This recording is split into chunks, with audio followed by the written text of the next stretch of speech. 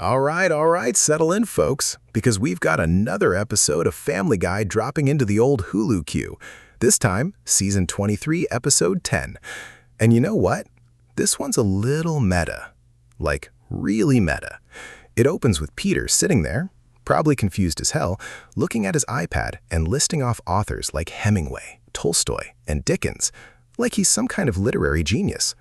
But then he snaps into the real Peter we know and love, complaining about scrolling through Hulu.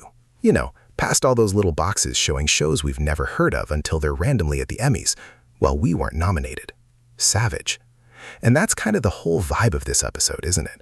The gang, or rather, Peter and the family, are kind of reviewing other shows. Not in a good way, in a very Family Guy way. It's a bit like watching someone try to explain TikTok dances to their grandpa. They get the gist, but they miss all the nuance and just end up looking ridiculous. And this episode, it definitely leans hard into that. It's got that signature Family Guy energy where they take a perfectly normal concept and just twist it until it's barely recognizable. They're basically saying, look at all these other shows, aren't they weird? And aren't we funnier for pointing out how weird they are? And honestly, sometimes they nail it. Sometimes it's just a lot. This episode definitely takes you on a ride, and by the end, you're going to wonder if Peter actually did try to start a podcast with Jeffrey Dahmer. Stick around, because this one gets dark, then surprisingly topical, and then back to its usual brand of pure, unadulterated chaos. You absolutely do not want to miss the ending. Trust me. And hey, if you're finding yourself chuckling along with these hot takes and deep dives into the absurdity of it all, maybe consider hitting that subscribe button. It's like that little red button on Hulu, but instead of more shows you've never heard of, you get more of this glorious nonsense directly in your feed. It's a win-win, really. So, this episode, Family Guy, Season 23, Episode 10, it's doing something a little different. Instead of just the usual B-plot chaos with Brian and Stewie or Lois trying to rein in Peter's latest insane scheme, they decide to do a whole episode centered around the family watching and commenting on other TV shows, specifically shows that are not Family Guy. It's a really meta concept, and it feels like the writers are just having a blast with it, riffing on the current TV landscape. The whole premise starts with Peter complaining about having to scroll past all those other shows on Hulu. You know, the ones that get all the awards while Family Guy is just there. And then, in true Peter fashion, he decides, why don't we watch them? So they dive headfirst into this weird, simulated TV watching experience. The first show they tackle is Only Murders in the Building, and they do it in that classic Family Guy way, pointing out the most obvious things and twisting them into jokes. They highlight Steve Martin, Martin Short, and Selena Gomez, making a gag about appealing to both older and younger generations. And then they just dive right into the show's vibe, mocking the banter and the overly produced, almost sterile feel of a modern streaming show. They even make a crack about the fake New York snow, which, let's be honest, is a pretty valid observation. The whole bit about the only murder in this building is them directly referencing the show's title, of course, and they run with it, making jokes about shingles and old age, which is classic Peter trying to insult someone like he's witty. The whole idea of a murder investigation being handled by folks who sound like they're living in a 70s sitcom is pretty funny. They then bring in the Dahmer reference, which is a dark turn even for Family Guy, but they try to spin it into a joke about creepy neighbors and weird pandemic hobbies. The whole podcast idea is a dig at the true crime craze, and the millennial woman wanting in because she's a millennial woman with nothing else going on is a bit of a stereotype, but it's delivered with that Family Guy punch. The idea that bland 30-year-old women are the Navy SEALs of murder podcasting is pretty biting, and then immediately bringing in the need for someone who can turn the computer on is a classic self-deprecating Family Guy jab at themselves. The whole segment where they discuss their podcast voices is hilarious, especially the unnatural pauses and the wet mouth approach. It perfectly captures the sometimes ridiculous performance that goes into true crime podcasts. And then, of course, they circle back to Jeff, who they've turned into a Jeffrey Dahmer stand-in, complete with jokes about pork chops and getting bloodstains out of power tools. It's a dark path, but it's definitely a Family Guy path. Next up, they pivot to the Dropout. This section is a sharp commentary on the rise of Theranos and Elizabeth Holmes. They immediately bring up the ridiculousness of testing for AIDS next to Valentine's candy, which is a perfect visual gag for the show. Peter's observation about the razor scooter and the hip modern offices where ideas aren't constrained by walls and desks is a great jab at startup culture. The joke about dropping out of Stanford after 6 days and the idea of disrupting the market versus just not working. The whole Sex and the City character quiz idea is a hilarious, absurd premise, and the thought of drawing a gallon of blood for it is just peak Family Guy exaggeration. They make a great point about how absurd it is that this was pitched as a viable business. The idea that pitching it with wide, lunatic owl eyes seals the deal for the investor is a brilliant commentary on how perception and salesmanship can trump actual substance in the business world. The company name, combining quizzes and diagnoses, is a perfect example of how buzzwords can be thrown together. The bit where the employee gets fired for only getting it to work with 2 drops and then being told 2 drops is garbage is a classic Family Guy moment of arbitrary cruelty masked as business acumen. And then the focus shifts to the founder, Elizabeth Holmes, and the show really leans into the bizarre aspects of her story. The inclusion of Sonny as a father figure, mentor, lover, and Hulu password sharer is a hilarious and very specific jab at the complex relationships often found in these tech circles. The pivot from Sex and the City to Sopranos characters is a nice touch, showing how quickly these startup ideas can morph. The dialogue about office couch sex is just pure Family Guy shock value. The whole conversation about the machine not working but needing to seem like it works for funding is the core of the commentary on Silicon Valley. Elizabeth's defense that it works in my head is a perfect encapsulation of the often unfounded confidence in that world. The self-driving car mowing down dogs is a gratuitous, over-the-top gag that fits the show's style. The comparison to Dr. Scholl's machine is a great way to highlight the perceived advancement and the absurdity of it. The demonstration with the science noise and the fake curtain is all about the spectacle. The initial results, like Artie Bucco and the confusion around it, showcase the flawed nature of the whole operation. The final reveal that it's all fake results and the data showing everyone's a Tony is the punchline to the entire Dropout segment. It's a commentary on how often these groundbreaking ventures are built on a foundation of, well, nothing. The line about hitting a few speed bumps when you're blazing new trails is classic corporate doublespeak. The realization that there's not one Furio and an office full of ponytails is a funny observation about character diversity. The final confirmation that the whole thing was a sham and the typical Family Guy defense mechanism of blaming childhood abuse or drug dependency wraps up the segment perfectly. Finally, they get to the bear, and this is where the episode really winks at the audience. The reason they give for showing the bear is that they wouldn't let us do Pam and Tommy with Stewie as the penis, which is a very Family Guy-esque confession, a peek behind the curtain at network censorship and the show's own warped sense of humor. They even admit that they, the Family Guy writers, are huge fans of the bear, which is a nice bit of meta-commentary. The joke that Peter makes about knowing how to make a sandwich and yell at people and therefore being qualified to be on the bear is peak Peter. It's that simple-minded confidence that thinks he can do anything, and the fact that he could probably do a decent impression of Richie Jerimovich. The episode, through this meta-commentary, is essentially saying, hey, we know what's good, and we're making jokes about the other good stuff. It's a bit of a humble brag, really. Throughout all of this, there's a running gag about Peter and the family trying to understand what's happening in these other shows, often getting things completely wrong, and then making broader, usually offensive, jokes about them. They're not trying to be sophisticated critics. They're trying to be Family Guy. They're using these other shows as a springboard for their own brand of humor. It's a commentary on how popular culture is consumed and parodied, and how Family Guy in particular thrives on that. It's an episode that's aware of itself, and it uses that awareness to poke fun at pretty much everything. It's a fun experiment for the show, and while it might not be everyone's favorite type of Family Guy episode, it's definitely memorable and offers a lot of commentary, whether you agree with it or not. This episode overall felt like a really solid, if slightly self-indulgent, outing for Family Guy. It's not an all-time classic, but it's definitely above average for the recent seasons. The writing felt tighter than usual, especially in the way they connected the different show parodies. It didn't feel like 3 separate sketches shoved together. There was a genuine flow to Peter's complaint and the family's descent into watching these other shows.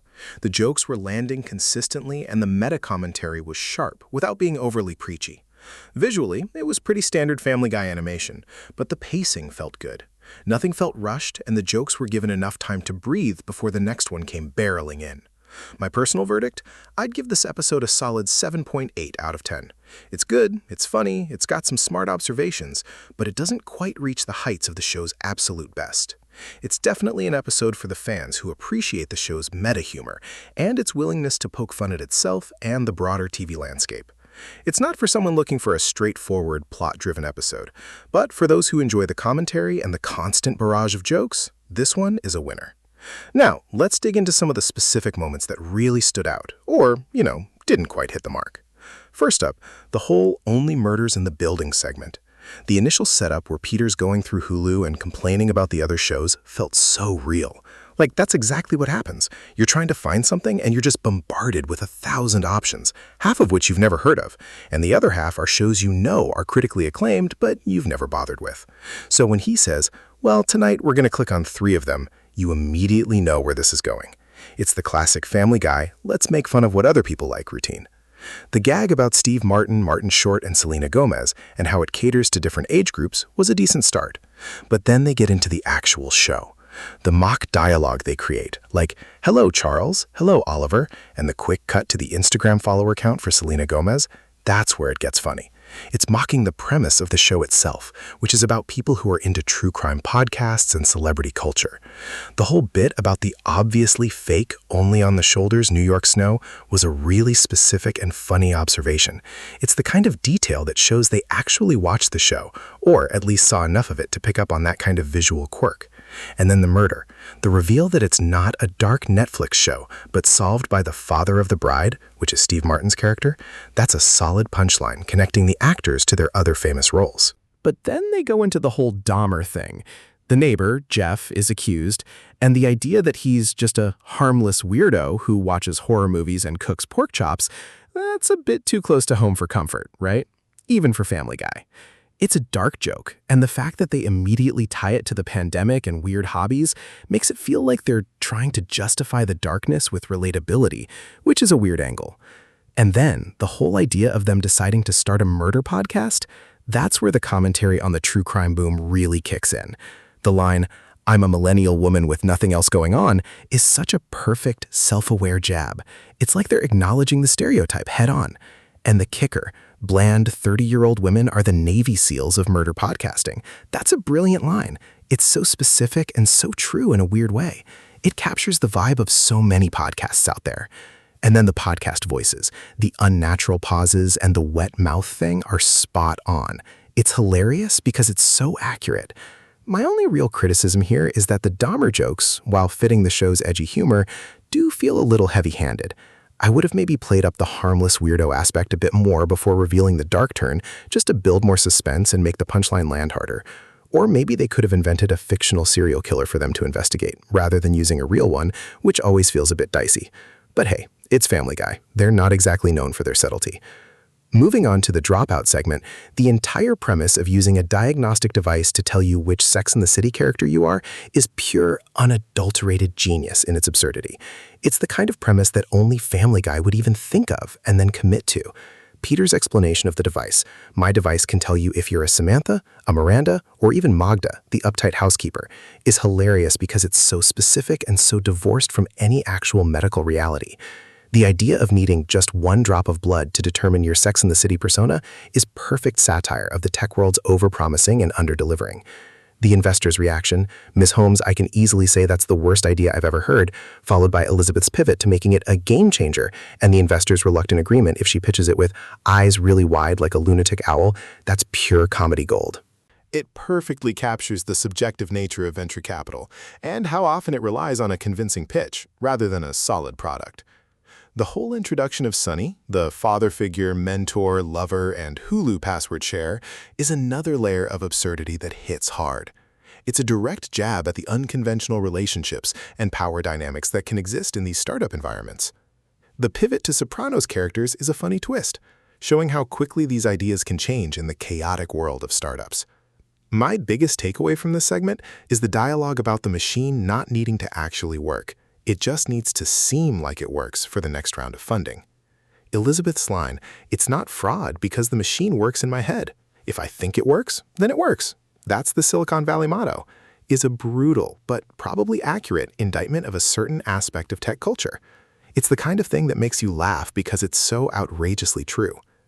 What I would change here is maybe make the initial pitch even more ridiculous.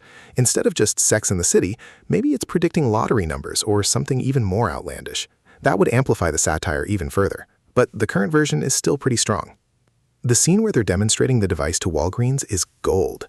The Walgreens executive saying, "We already have a machine from Dr. Scholl's that tells you whether or not you need Dr. Scholl's," is such a perfect piece of dialogue. It's a relatable, everyday experience that they twist into a jab at the perceived sophistication of new tech. It highlights how sometimes the simplest solutions are the best, and how new tech often overcomplicates things. The whole idea of the science noise and the demonstration behind a curtain is another visual gag that works. It's all about illusion and presentation. The results, Artie Bucco, and then the confusion and the recalibration, Tony. That's the core of the joke. It's supposed to be advanced, but it's clearly flawed. And then the reveal that the machine is giving out too many false positives, telling everyone they're a Tony. That's the punchline. The executive's realization that it's impossible for there to be only Tonys walking around. And then the question about Furio, that's a great nod to the deep cuts of Sopranos fandom. The fact that they've been faking the results the whole time is the ultimate reveal. Elizabeth's defense, childhood abuse or drug dependency, I'll see what my lawyer tells me to say, is the perfect cynical ending to this segment. It's a dark but accurate portrayal of how these stories often play out. What I would have done differently here is maybe make the Tony result have a slightly more nuanced explanation for why it's so common. Like maybe it's because the machine's algorithm is fundamentally flawed in a way that's specific to how it's programmed, not just a blanket everyone's Tony. That might have added another layer to the critique of the technology itself. The transition to the bear with the line about Pam and Tommy and Stewie as the penis was frankly hilarious. It's the kind of thing that makes you laugh out loud because it's so unexpected and so true to the Family Guy brand. They are literally telling you what they couldn't do and then saying, "So, we did this instead." And the fact that they're huge fans of the bear adds a layer of genuine appreciation that you don't always get in these parody episodes. Peter's line, "I know how to make a sandwich and yell at people, it'll be fine," is so spot on for his character and for what the bear requires. It's that blend of simple confidence and aggressive insecurity that Peter embodies. It's a perfect encapsulation of how Peter might see himself fitting into that world. It's a shame we don't get to see more of the bear parody, but the setup is perfect. What I would have loved to see is a quick cutaway of Peter attempting to be a chef in a chaotic kitchen, maybe trying to recreate something from the bear and failing spectacularly, causing Julianne Moore to have a meltdown. That would have been a classic Family Guy visual gag. The introduction of the creepy next-door neighbor, Jeff, as a potential suspect in Only Murders is a moment that's designed to be unsettling and then immediately subverted. They set him up as this menacing figure, making the audience think, "Oh, here we go, this is going to be the Dahmer joke." And then they reveal, no, he's just a harmless weirdo. The humor here comes from the expectation versus the reality. It's a bit of a bait and switch. Peter's line, "So what if he watches a lot of horror movies and cooks a lot of pork chops? We all picked up weird hobbies over the pandemic," is actually quite a clever line. It's relatable in a post-pandemic world where everyone's got some odd new habit. But the immediate follow-up that they think he's the killer and the mention of screams coming from his apartment keeps the tension alive. The thing that makes this moment work is the ambiguity. Is Jeff really creepy, or is he just misunderstood? Family Guy loves to play with those lines. What I would have done differently is maybe made Jeff actually creepy, but in a way that's completely unrelated to murder. Like maybe he's obsessed with collecting porcelain dolls, or he's constantly practicing interpretive dance in his living room. That would have made the misdirection even funnier. The scene where they're deciding on their podcast voices for the murder podcast is a masterclass in observational comedy. Peter's suggestion of taking unnatural pauses where normal people don't take them is hilarious because it's exactly how so many podcasters try to sound profound or dramatic. It's forced gravitas. Then Brian's idea of speaking way too close to the microphone with a very wet mouth is a gross-out gag that's also surprisingly accurate to some podcasting styles, especially ASMR-adjacent ones. And Mike's suggestion, "I can be the female on the podcast who laughs at everything the guys say," is a perfect encapsulation of her role in the family dynamic, always seeking validation, always being the punchline. The producer's response, "Do they always have one of those?" followed by, "That's hilarious," is a great meta-commentary on the formulaic nature of these podcasts. It's a joke about the show itself, acknowledging that they're leaning into tropes. The best part of this moment is how quickly they accept Meg, not because she's good, but because we do need someone who can turn the computer on. It's the ultimate insult, reducing her value to a technical skill. I wouldn't change a thing about this scene. It's perfectly executed. When they're talking about the Walgreens presentation and the Dropout device, the Walgreens executive's line, "I don't see medical science getting much more sophisticated than that," referring to their Dr. Scholl's machine, is a killer bit of satire. It's so understated and so cutting. It highlights the hubris of the tech world. They're so focused on innovation that they forget the practical existing solutions. The way they're treated by Elizabeth Holmes and her crew, especially after she fires someone for only getting 2 drops to work, is such a good portrayal of the cutthroat startup mentality. The whole segment where they're presenting and Elizabeth is hiding behind the curtain, and then when the results are shown, she's still making excuses. It all builds to the reveal that it's a sham. The final line from Elizabeth, "This whole operation has been a sham. And as for you, why did you do it?" Childhood abuse or drug dependency, I'll see what my lawyer tells me to say, is the perfect cynical Family Guy ending to that storyline. It's a joke about the justifications people make for their bad behavior and the legal system's ability to spin any narrative. It's dark, but it lands. The only thing I might tweak is perhaps having one of the Walgreens execs actually buy into the fake science for a moment before the big reveal, just to make the deception feel even more potent. Now, for the character heat check in this episode. Peter, as usual, is the driving force behind the meta-commentary. He's the one who initiates the idea of watching other shows, and he's the one making the most outlandish and often offensive jokes about them. He's the embodiment of the Family Guy's perspective. Loud, ignorant, but somehow, occasionally, onto something. His performance in this episode is about his usual level of chaotic energy, but it's channeled through the lens of reviewing other shows, which gives it a slightly different flavor. His best moment is probably the initial rant about Hulu. Lois, bless her heart, is trying to be the voice of reason, but she's mostly just along for the ride, occasionally offering a sarcastic comment or a worried sigh. She's used as a foil to Peter's more extreme reactions, and her role here is more about her observing the chaos than actively participating in it. Brian, as the more intellectual of the bunch, gets to try and make more sophisticated jokes, especially during the podcast segment. He's trying to sound smart, and while he mostly fails, his attempts are part of the humor. His bit about the wet mouth podcast voice is a good example of him trying to be edgy. Stewie is, as always, the most cutting and observant. He's the one who likely understands the nuances of the shows they're watching the most, but he uses that knowledge to deliver the sharpest insults. He doesn't get a huge amount of individual screen time in this episode, but his presence always adds an extra layer of wit. Chris is mostly just there to react with simple confusion or to deliver a poorly thought-out joke. He's the audience surrogate who doesn't quite grasp what's going on, which can be funny in its own right. His main role is to be the least insightful person in the room. Meg, as mentioned before, is relegated to a stereotypical role in the podcast segment, but her eagerness to be included and then her dismissal is classic Meg. Her character's arc in this episode is all about her trying to find a place to contribute and failing miserably, which is always a sad but funny part of her story. What this episode says about their characters is that the show is comfortable in its formula. They're not introducing major new developments, but they are playing with how those characters react to the modern media landscape. The show seems to understand that its audience is also consuming these other shows, and it's using that shared experience to its advantage. Let's dig into some hidden gems and Easter eggs in this episode, shall we?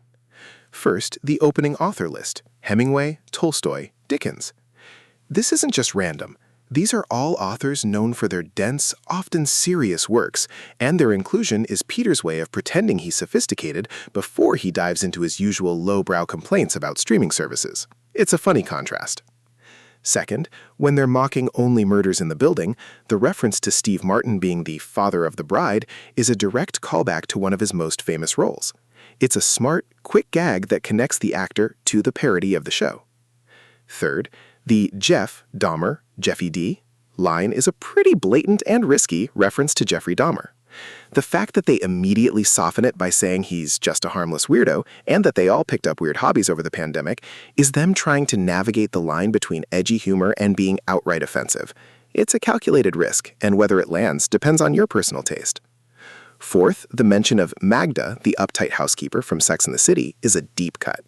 Magda wasn't a main character, but she was a memorable recurring one, and her inclusion shows they did their homework beyond just the big names. Fifth, the entire Dropout segment, while a parody of Elizabeth Holmes and Theranos, is also a commentary on the general hype and often baseless claims that surround many tech startups. The phrase disrupts being used as a buzzword is something that permeates Silicon Valley culture, and they're calling it out. Sixth, the reason they give for showing the bear, that they couldn't do Pam and Tommy with Stewie as the penis, is a brilliant piece of meta-humor. It's a direct acknowledgement of network notes and the show's own boundary-pushing nature, delivered with a straight face. It's the kind of joke that makes you appreciate the writer's sense of humor. Now, let's play the devil's advocate for a second and think about what could have been done differently.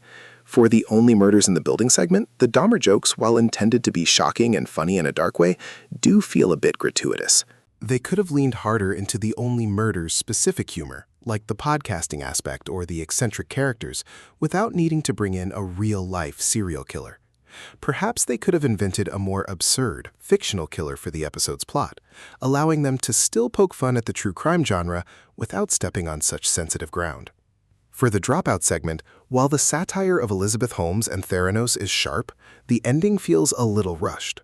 The reveal that it was all a sham is great, but the immediate jump to childhood abuse or drug dependency as excuses feels a bit too quick and dismissive. They could have dedicated a little more time to exploring the consequences of the fraud, or perhaps showing a more elaborate downfall for Elizabeth, rather than a quick, cynical one-liner. It would have made the satire feel more complete. All right, the verdict. This episode, Season 23, Episode 10, gets a solid 7.6 out of 10. It's not perfect, but it's definitely above average for this season. The points it lost were for those moments where the dark humor felt a bit too heavy-handed, like the Dahmer references, and for the slightly abrupt ending of the Dropout segment. The points it gained are for the sharp meta-commentary, the clever satire of the current TV and tech landscapes, and the consistently funny jokes that landed throughout. This episode is really for the fans who appreciate Family Guy's ability to poke fun at itself and the broader cultural zeitgeist. If you're someone who enjoys seeing the show acknowledge and riff on other popular media, you'll love this. If you're looking for a straightforward, plot-heavy episode, this might not be your favorite. One sentence to push the score higher? If they had leaned even more into the unique absurdities of each specific show they parodied, rather than just using them as a launchpad for general jokes, it could have been truly stellar. But as it stands, it's a strong, funny episode. And speaking of scrolling through Hulu and complaining about what's there, it's kind of like how we get here, right? You scroll, you see a lot of stuff, and then you land on something that's just right. Like this episode, in its own weird Family Guy way, finding its niche by making fun of everything else. And that, my friends, is pretty much the end of our dive into this episode. I'm glad we could all make it through without any accidental bone saw charger incidents. Catch you next time.